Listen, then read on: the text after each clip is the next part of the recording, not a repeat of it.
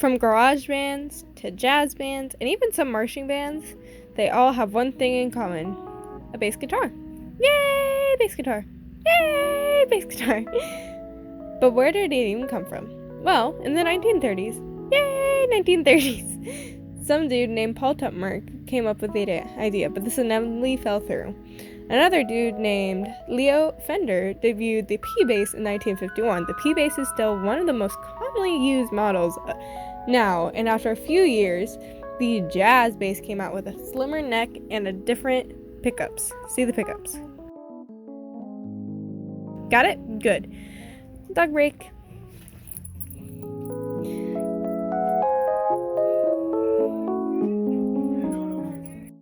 Now, the electric bass is based off of the string bass. This is the most commonly used in orchestras and traditional jazz bands.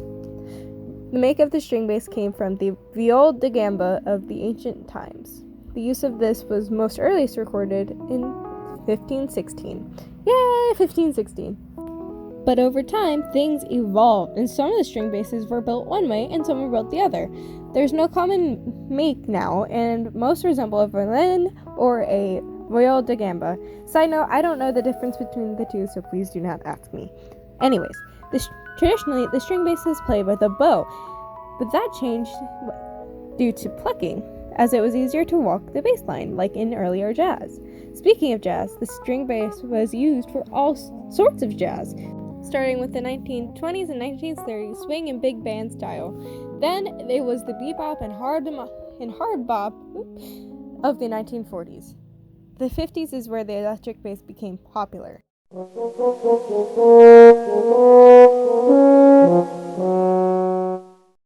Then the jazz rock fusion of the 70s. Most players are skilled on both the string bass and the electric bass. This brings us full circle, as the music industry would not be the same without the bass or the string bass.